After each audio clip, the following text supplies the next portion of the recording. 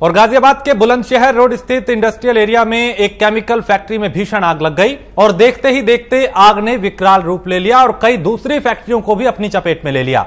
बताया जा रहा है कि आग से केमिकल के ड्रम फट रहे हैं। सूचना मिलते ही दमकल की कई गाड़ियां मौके पर पहुंची। आग बुझाने की कड़ी मशक्कत की जा रही है। एनडीआरएफ की टीम भी मौके पर पहुंची है, लेकिन यह एक्सक्लूसिव तस्वीर इस वक्त प्राइम न्यूज आपको दिखा रहा है, जिसे देख के अंदाजा लगाया जा सकता है कि यह आग कितनी विकराल हो चुकी है, कितना भयावह रूप इसने ले लिया है और आसपास की कई फैक्ट्रियों को भी इस आग ने अपनी चपेट में ले लिया। भारी नुकसान यहां पे हुआ है। कई वाहन जलकर राख हो गए। कई खड़े वाहन जो थे वहां पे वो भी आग की चपेट में आ गए और इस वक्त भी आग की जो लपटें हैं वो थमती हुई नजर नहीं आ रही हैं। दमकल विभाग की कई गाड़ियां मौके पर मौजूद हैं जो आग बुझाने में जुटी हैं, लेकिन आग का ये विकराल रूप देख के समझा जा सकता है कि कितनी बड़ी चुनौती है दमकल विभाग के सामने इस आग पर काबू पाने की। तो मौके पर दमकल की करीब 10 गाड़ियां मौजूद हैं जो आग बुझाने में जुटी हैं।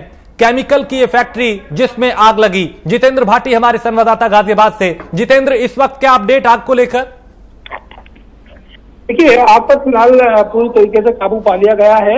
आग के जो लगने का कारण है फिलहाल वो स्पष्ट नहीं है।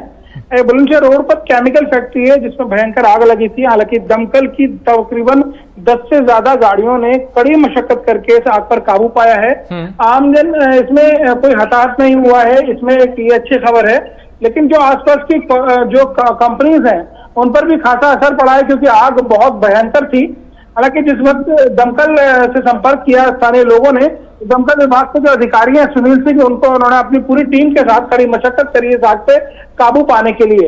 इस कंपनी के अंदर जो कर्मचारी थे वो निकलकर भाग लिए, वो अच्छी बात है, इसमें कोई जनहानि नहीं हो पाई है। लेकिन जिस तरीके से आग है जाहिर तौर पर लापरवाही बरती गई है, क्योंकि केमिकल की फैक्ट्री है और केमिकल फैक्ट्री पर जाहिर तौर पर जो आग बुझाने के उपकरण होने चाहिए और कई मानक जो कि तय किए जाते हैं दमकल विभाग की तरफ से वो होने चाहिए, जबकि ये मानक पूरे नहीं किए गए थे।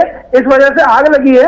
आग लगने का कारण जो कि है अभी दबी जुबान बताया जा रहा है कि शॉर्ट सर्किट हुआ है, जिसके बाद ये आग काफी भयंकर लग गई थी, क्योंकि केमिकल था। जाहिर तौर पर आपको बता दें राजेश की केमिकल में अगर आग लगती है तो आसपास के जो और केमिकल के ड्रम हैं उनमें भी आग लगती है। और ये आग इतनी भयंकर थी कि केमिकल के जो ड्रम है वो आग के कारण फट के आसपास की कॉलोनियों, आसपास की जो कंपनी है उनमें गिर रहे थे। तो कुल मिलाकर ऐसा वहां का मंजर था कि जैसे बमबारी हो रखी हो। लेकिन फिर भी पूरी तरीके से अब आग पर काबू पा लिया गया है।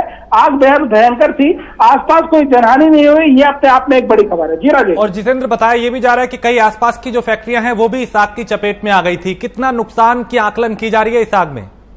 देखिए राजेश, आकलन की अगर बात की जाए तो नुकसान लाखों का है, करोड़ों का है, क्योंकि आसपास की फैक्ट्रीज जो कि आसपास इससे लगी हुई फैक्ट्रीज है उनमें भी कच्चा माल बनाया जाता था और वहां पर आग लगी है। हालांकि आग छुटपुट आग लगी थी, क्योंकि जिस तरीके से ड्रम फट रहे थे लगातार केमिकल के, वो एक बड़ी बात थी। और दमकल विभाग ने कड़ी मशक्कत करी, जिसके बाद इस आग पर पूरी तरीके से अब काबू पा लिया है और जो आसपास आग लगी थी उसको भी बुझा लिया गया। हालांकि इसमें लाखों रुपए, करोड़ों रुपए का नुकसान हुआ है। जी राजेश। बहुत शुक्रिया जितेंद्र जानकारी के लिए। तो फिर राहत की बात यह है कि इस आग पर दमकल विभाग की कई गाड़ियों ने कड़ी मशक्कत के बाद काबू पा लिया, लेकिन एक विकराल आग थी जिसने पूरे इलाके को अपनी चपेट में ले लिया था और करीब दर्जन भर दमकल विभाग की गाड़ियां मौके पर पहुंची, जिन्होंने कड़ी मशक्कत के बाद, कई घंटों की मशक्कत के बाद इस आग पर काबू पाया।